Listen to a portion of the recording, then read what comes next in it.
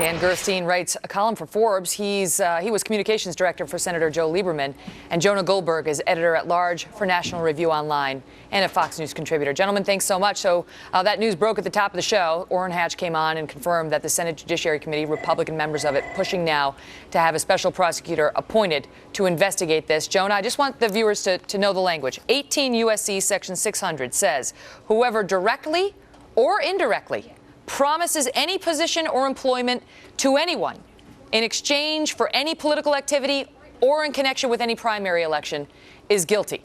They could go up to prison for up to a year or be fined or both. So should a special prosecutor be appointed to investigate whether that's what happened here? It certainly sounds like it. Look, I have to admit up front, I was kind of stunned that this was against the law when I first heard about this, because it seems to me that this is precisely the sort of thing that goes on in politics all the time. The problem is that maybe because Joe Sestak is too naive, or because he was trying to make himself into the one honest man in Rome kind of thing, he didn't realize what he was getting into when he spilled the beans about this. And that's the problem. Now that he spilled the beans, it is not about politics, as he likes to say. It is now about the law. It is about whether a crime was committed. And he can't have it both ways. He can't brag about how he honestly answered the question, but then hold back when it comes to actually revealing important facts about a possible crime. Dan, whatever.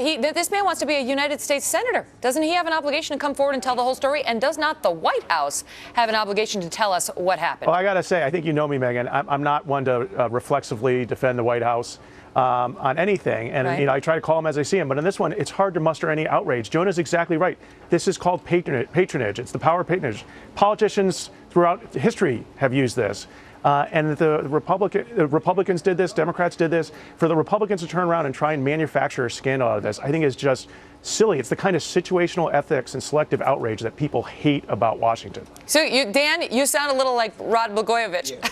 Yeah. The criticism he says is, okay, I did this stuff, but everybody does this stuff, and I'm being targeted unfairly. Just because everybody does it doesn't mean it's not a crime. No, but first of all, you're making a big leap to suggest in any way that there a crime was. All that Joe Sestak said was he got offered a job. We don't know the circumstances of whether there was any kind of quid in exchange. Well, let me stop you there, Dan. That's why I played the soundbite I played, in particular, the Bret Baier soundbite, because Bret asked him, was it in exchange for you dropping out of the primary? And the answer was yes. Is that not quid pro quo?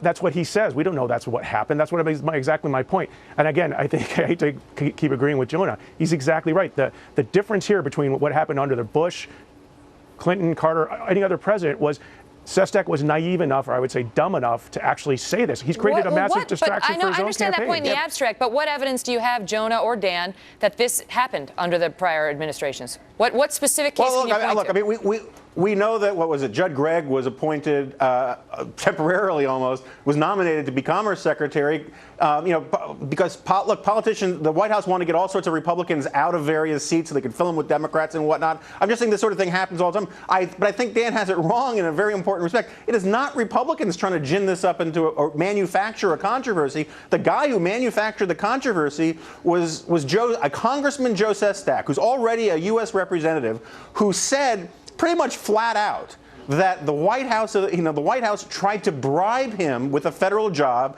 not to run against their guy. No, I get that, Jonah. Alleged a crime. And now Dick Durbin and others have come out, Dan, and said the White House needs to speak to this. Turn your back on it. Jonah, that's a leap. He did not allege a crime. He said something. We don't know what actually happened. But let's get back to the point. He won't now explain who said it to him. He won't expand on it.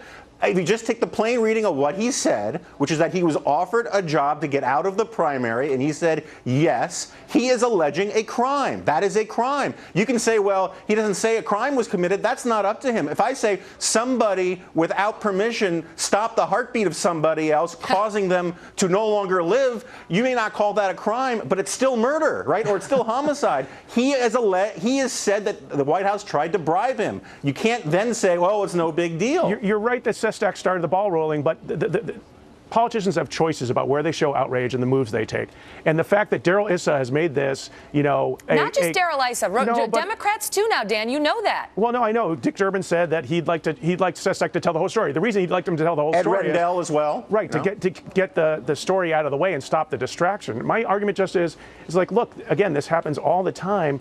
A and B, where were the Republicans showing this outrage when the Bush Justice Department was firing prosecutors for political disagreements? That was a serious issue, and not one Republican tried to issue a subpoena or call for an investigation. In a lot of ways, this is the lowest form of punditry, right? Because if we want to play the imagine this was Bush game, we could do that all day long. No, all I'm saying liberals... is it's hypocrisy. But Dan, but here's my question to you. Okay, so let's assume for purposes of the conversation you're right that George Bush did this and Republicans did this and other Democrats did this.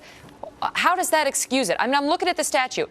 Whoever directly or indirectly promises any position or employment to anyone in exchange for political activity or in connection with the primary election commits this crime. They get fined or imprisoned for a year or both, Dan. I don't understand how you look at that and you say, oh, everybody did that. Wait a second. I'm not excusing it. I'm just acknowledging that there's different standards being used here in judging behavior. And that, to me, is what's so wrong about politics is when it's the other guy, you beat the drum and you say they're evil, they committed a crime. When your guy does it, you stay silent. Now, I think actually what's to the Democrats' credit here is that guys like Durbin and Rendell have come out and sort of said, yeah, Joe Sestak should explain more. Well, what about the White House? Huh? What about the White House? Should Gibbs get away with this? Well, we talked about it internally, and we don't think anything inappropriate happened. At this point, given what's happened, they're probably going to have to answer some questions about it. It's probably not going to blow over. But again, the difference here is people get offered ambassadorships for campaign contributions all the time. This is a standard part of politics. That doesn't make it good or justifiable. So again, it's the proportionality. Go ahead, Jonah, and then I got to go. Let's take the special prosecutor. I'm sorry? You go, Jonah, and then I got to run. Okay. Let's take the special prosecutor issue out of it. It is a perfectly legitimate political issue for Joe Sestak, who ran on honor and integrity and all of the rest, to be held accountable for what he said. This is a guy who's an admiral, for Pete's sake. He couldn't get away with this in the military. He alleged a crime occurred to bolster his own independence and integrity. And now that he's the nominee, he doesn't want to he doesn't want to be independent from the White House anymore. He wants their help, and he's not going to come clean about what he knows about a crime. But Joe, you're putting the words in his mouth. You're saying he alleged a crime. He did not allege a crime. He said he was offered a job. He alleged a bribe. We covered that one. Got to cut you off now. Thank you. Very good debate, both of you. Dan Gerstein, Jonah Goldberg.